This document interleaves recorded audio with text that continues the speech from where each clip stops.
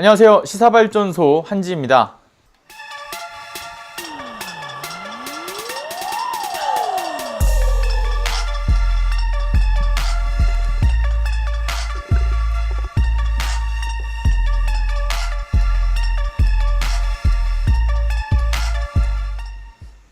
언론이 수사를 받아야 할 국힘의 조수진 의원을 본격적으로 띄워주기에 나섰습니다. 조수진 의원실은 15일자로 특정 권력자 또는 정파 세력이 수사, 인사, 예산권 등을 이용해서 직간접적으로 이 수사와 재판 행위를 방해하는 그러한 논란이 지속되고 있다. 이러한 이야기와 함께 형법 일부 개정 법률안 입안 및 검토 의뢰서를 지난 10일에 법제실에 제출을 했다라고 합니다. 언론들은 이에 대해서 추미애 폭주 방지법이 나왔다. 이런 식으로 떠들썩하게 이 내용들을 다루고 있죠. 수사와 재판기관의 지휘감독자가 그 지위와 권한을 남용을 해서 해당 기관의 정당한 직무수행을 방해하면 사법방해죄로 7년 이하의 징역에 처하도록 하는 그러한 법안을 신설해서 그 이전에 현행 직권남용죄라든가 또는 위계에 의한 공무집행 방해죄에 대한 어떤 형량이 5년 이하의 징역인데 이것보다 더 가중 처벌하도록 하겠다. 그렇게 주장을 하고 있습니다. 그런데 여기서 중요한 포인트는 이겁니다. 조수진 의원실에서 제출했다라고 하는 검토 의뢰서라는 거. 정상적인 절차를 거쳐서 법안이 발의됐다. 그래서 왜 보통 대표 법안 발의자에서 조수진 이렇게 나오지 않습니까? 그런 법안이 발의가 된 게 아니라 말 그대로 검토조차 되지 않은 내용입니다.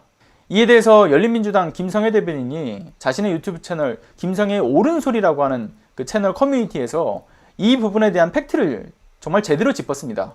첫 번째는 형법 일부 개정 법률안 입안 및 검토 의뢰서라는 게 조수진 의원실에서 주장하고 있는 이 수사를 방해할 목적으로 검찰 인사권 등을 이용할 경우 최대 7년 이하의 징역에 처한다라는 그 내용으로 국회 입법조사처에 법안을 만들어 보라고 의뢰한 것뿐이다. 이렇게 지적을 했습니다. 즉 자신들이 법안을 만드는 게 아니라 국회 입법조사처에 의뢰를 한 것이라는 거죠. 대표 발의한 법안도 아니고 의뢰 수준에 그치는 것을 추미애 폭주 방지법이 나온다.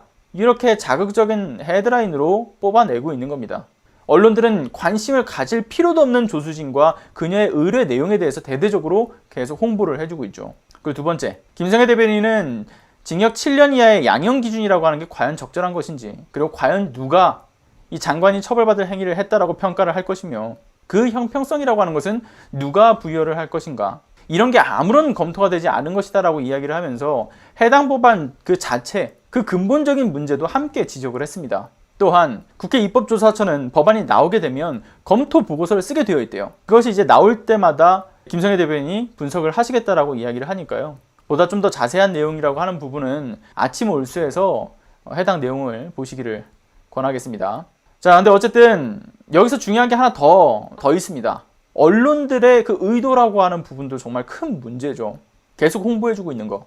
언론들이 추미애 장관에 대한 어떤 그 개혁이라고 하는 그 과정을 폭주라고 이야기를 하면서 그 정당성을 훼손하면 물론이고 추미애 장관의 합법적인 수사 지휘권 발동에 대해서도 마치 곧 추미애 장관이 조수진이 낸 폭주방지법에 의해서 처벌을 받게 되는 그런 날이 올지도 모른다라는 정말 교묘한 어떤 공작이라고 해야겠죠. 그런 암시를 하고 있습니다. 결국은 추미애 장관이 적폐 기득권 세력쯤으로, 그러니까 부당한 권력쯤으로 느껴지게끔 프레임을 계속해서 씌우고 있는 거죠. 자극적인 헤드라인을 통해서 단독이다, 특종이다, 또는 언론의 여러 그런 물타기를 통해서 추미애 장관을 난도질하는 겁니다. 저는 여기서 좀 묻고 싶은 게요. 지난 9월쯤이었던 것으로 기억을 해요.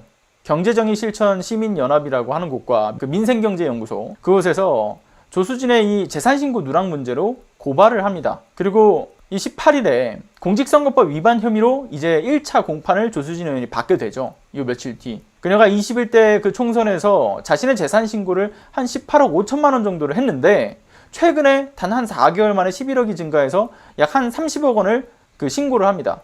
총선에서 허위 재산 신고 혐의를 이제 적용받고 있는 그러한 상태죠. 다들 아시다시피.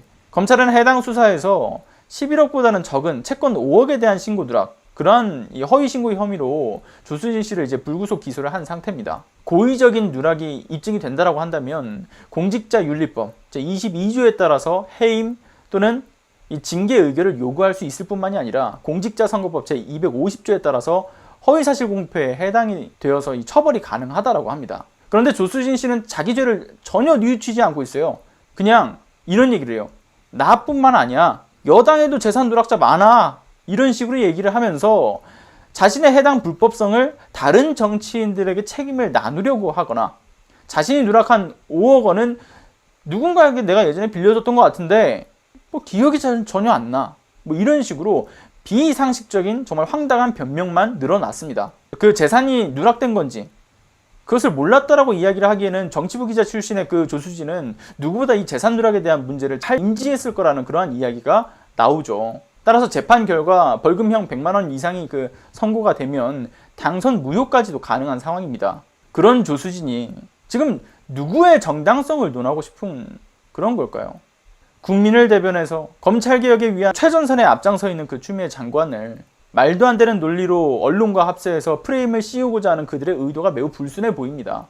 개혁 저지를 위한 의도로 보기에 정말 충분한 상황들이 펼쳐지고 있죠. 추미애 장관의 합법성과 조수진 자신의 불법성조차도 구분하지 못하고 있어요. 자신이 합법적이라고 생각하는 것 같아요, 오히려. 조수진 씨는 18일 공판기일에 맞춰가지고 재판 잘 받고 당선 무효라는 재판 결과만 기다리는 게 진정 국민을 위한 일이 되리란 걸 좀 자각하셨으면 좋겠습니다. 지난 그 18원 후원금으로 계속 살게 될 조수진 의원 축하 영상을 남겼었는데 여전히 당선 무효 처리가 되지 않고 이제서야 이제 1차 공판이 다가오는데요. 18일 날. 하필이면 18일이네요. 본인이 페이스북에서 18원 후원금으로 잘 살아보겠습니다. 뭐 이런 식으로 티끌모아 태산인데 이렇게 얘기했는데 하필이면 1차 공판일도 18일이에요. 18이라고 하는 숫자랑 매우 인연이 많은 것 같습니다. 오늘 여기까지 하겠습니다. 여러분들의 자발적인 공유는 더 많은 사람들에게 개혁의 필요성을 인지시키고 함께 목소리를 내게 하는데 정말 큰 힘이 됩니다. 그동안 하셨다면 구독과 알람 설정, 좋아요도 꼭 좀 부탁드리겠습니다. 오늘도 끝까지 함께 해주셔서 감사합니다.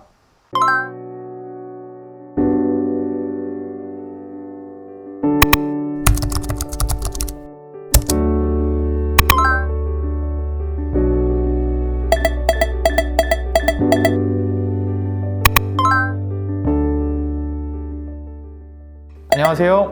시사발전소 소장 한지입니다.